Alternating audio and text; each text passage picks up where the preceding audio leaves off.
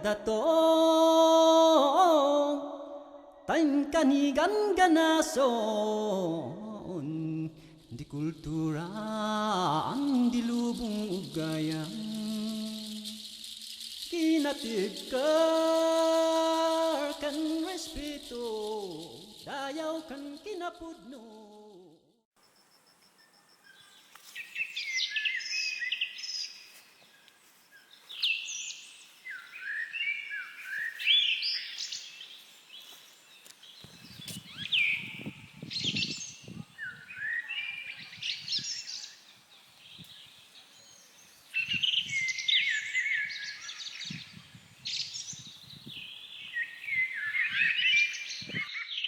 Mahal kong asawa, nais ko sanang magpaalam sa iyo na mangisda sa ilog ng Tambunganan. Kung yan ang iyong ibig, ika'y aking papayagan. Ngunit, alam mo naman na marami akong ginagawa ngayon.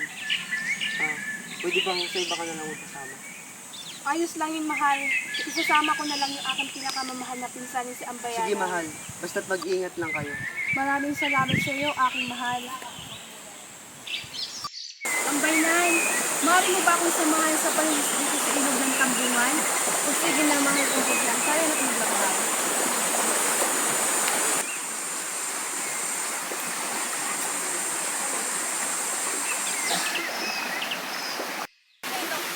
Napakasige talaga. Ano ba ito? Kaka, Ambayanan!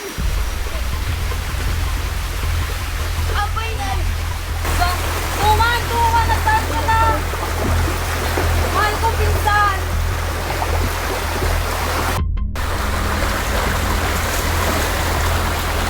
Punta!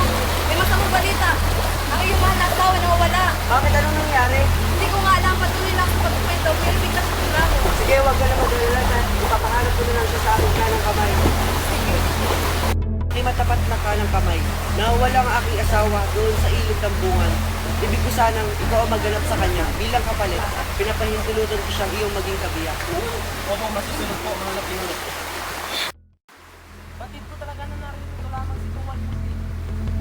Tuwan! Narinig ka ba? Tulungan niyo ako! Nandito ako! Tulong! Narito na ako!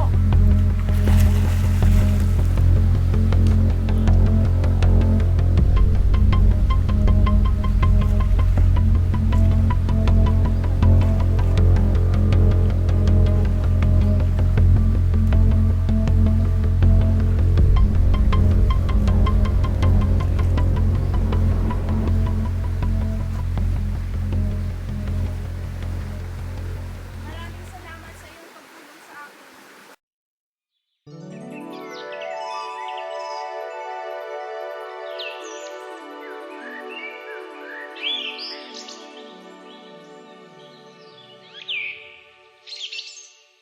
Nakabibighanin naman ang iyong paglay na kagandahan, prinsesa ng karagatan. Makinig na Ginoo, ano ang iyong pangalan? Ako ang kanang kamay ng pinunong sinusamuta. Ano ang iyong sadya rito? Nais ko sanang ikay aking maging kabiyak. Isang karangalan para sa akin ang iyong maging kabiyak. Lumapayag na ako.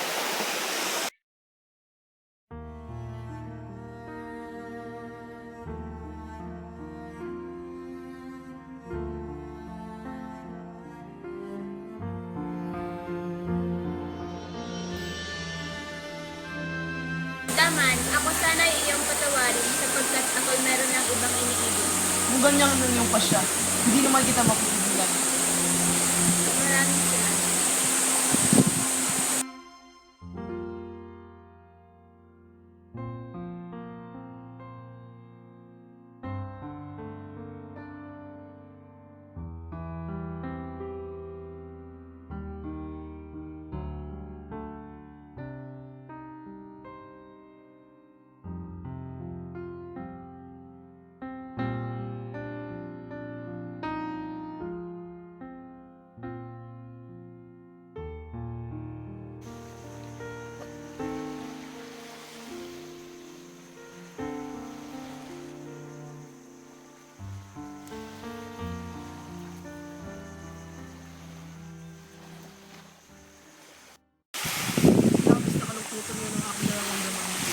Dahil ako'y iniwan ng aking minamahal.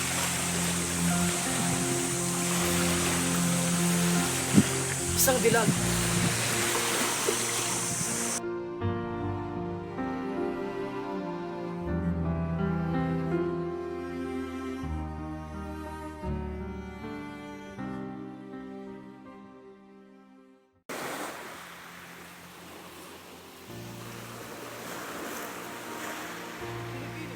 Nais ko sanang malaman ang iyong pangalan. Maaari ba?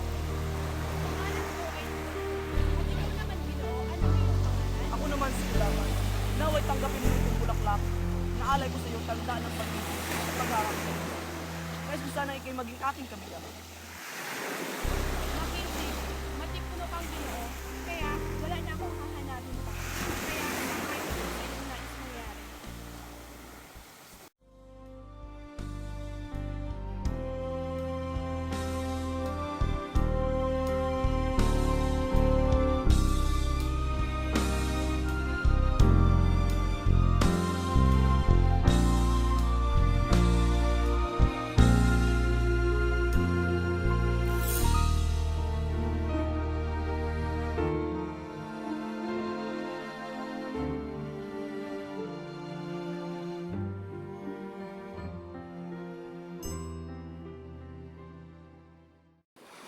Aking mga anak, bakit mo iniwan si Kudaman? Patawad aking ama, ngunit na iba na akong pupunta. Siya ang narapat, bakit ako narapat para sa'yo? Patawad. Isa kang malaking kailan.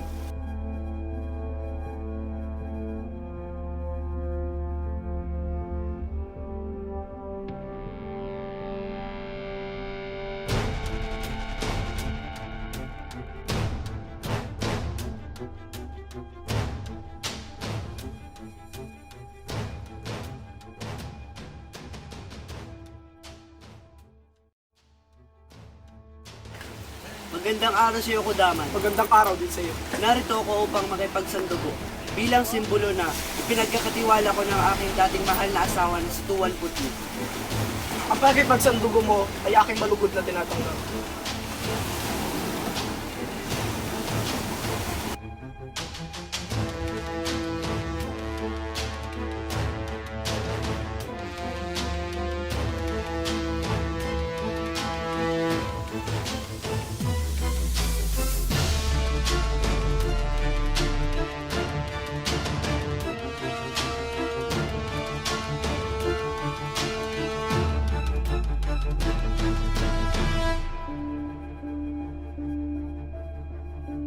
Ngayon, ang pakikipagsandugong ito ay tanda ng ating pakikipagkaibigan at tanda rin ng aking pakikipag-isang dibdib kay Tuwan. Nasaan kaya si Tuwan Putli? Hindi ko alam. Halika hanapin natin. Halika.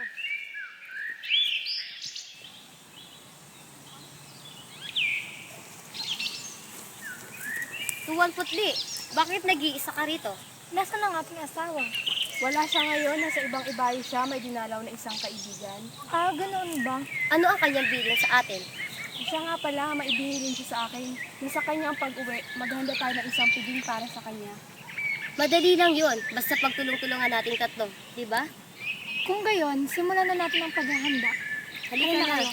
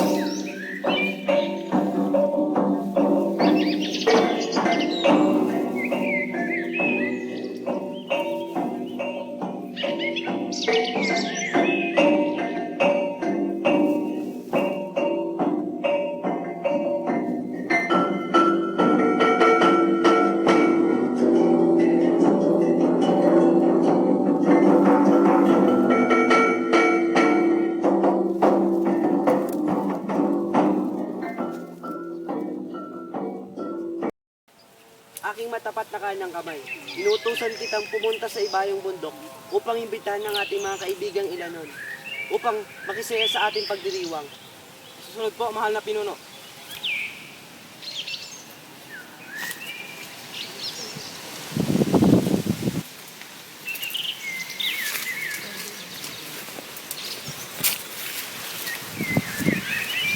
Magandang umaga. Mga taga-Ilanon.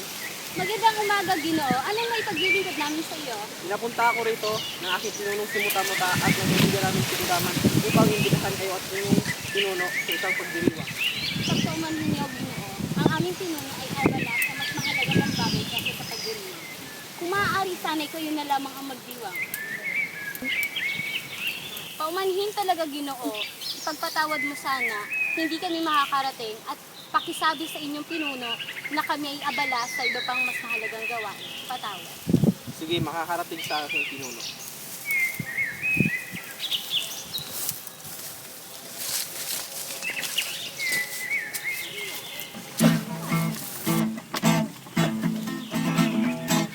Mahal na pinuno! Mahal na pinuno!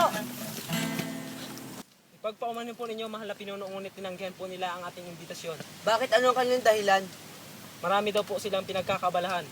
Ito pa lang ang unang beses na may tumanggi sa ating imbitasyon. Sinusubukan ba nila tayo? Humanda kayo! Sulusubin natin sila! Tayo na. Tayo na!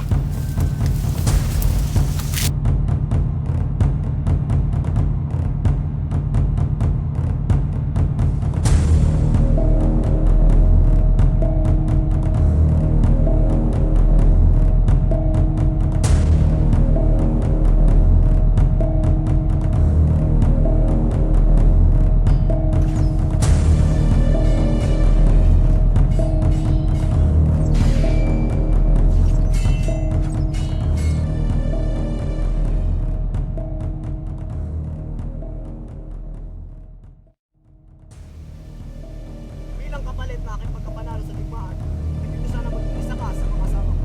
Uyong alis. Huwag ka mag-alala ka namin sapagkat handa ako na magiging isa sa mga Kung ngayon, halika na't sumama sa aming paglalakbay. Isa.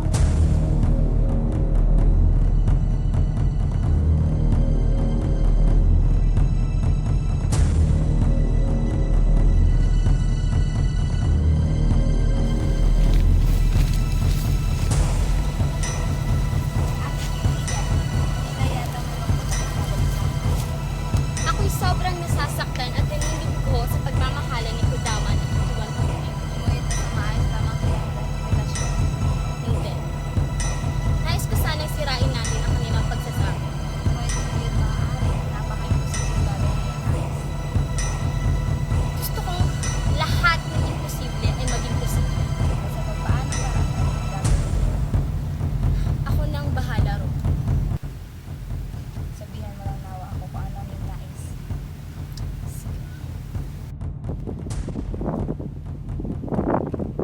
Mahal kong asawa, Anong iyong sadya? may nais sana ko ipagtapat sa iyo. Matagal ka na itong kinikimkim sa aking puso. Ngunit ngayon, hindi ko na kaya. Hindi ko na kaya itago sa iyo ang katotohanan. Kasi tuwan putli at si Muta-Muta ay patuloy pa rin ito. Hindi yun maaari. Asa na ba si Tuwan? Gusto ko siyang kasapin. Pagpaunin mo mahal kong asawa para sa palagay ko nakapagpapit siya kay Muta-Muta.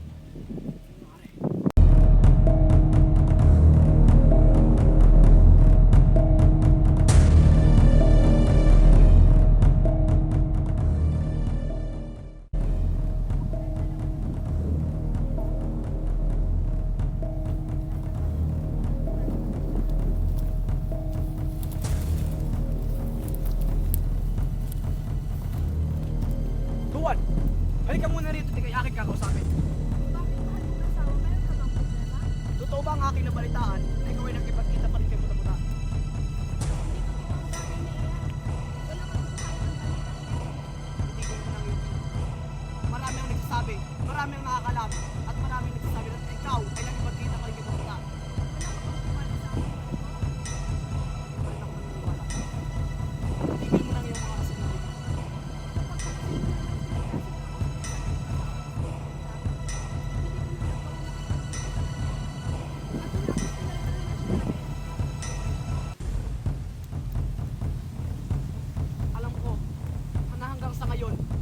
si Muta-Muta. Hindi totoo yan. Kahit kailan mahal kong asawa, hindi kita natutulang pagsaksinan. At kahit kailan hindi ko naisipan ang bagay na yan. At kahit patayin mo man ako sa harapan ng mga asawa ko ngayon, hindi ko aaminin sa iyong kasalanan, hindi ko naman ginawa. Ah!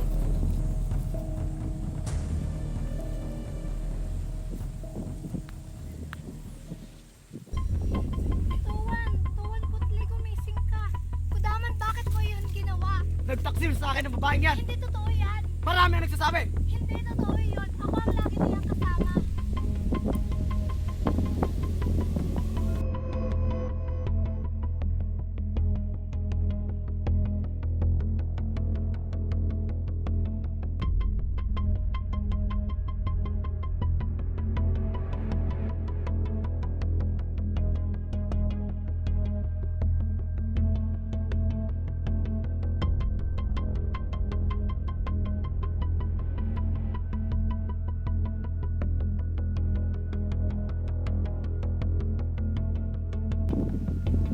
Bakit ganon?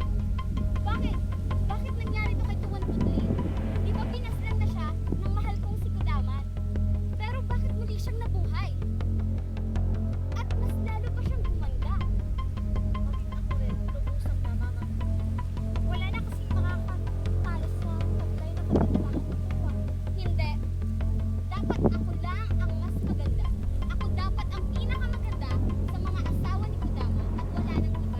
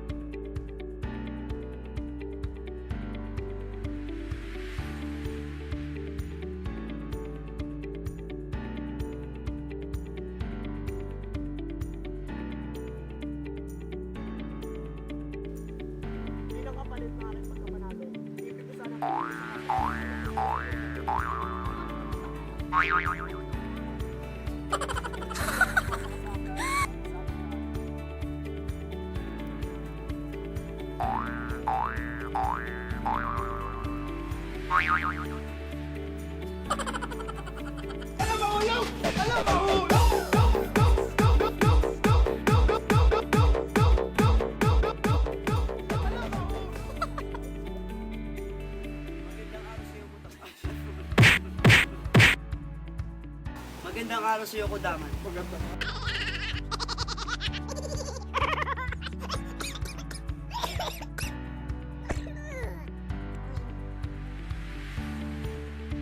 Nakabibighani naman ang taglay mong kagandahan, prinsesa ng karagatan. Makisig na Ginoo. Bakit ka na pa rito? Ay, mali.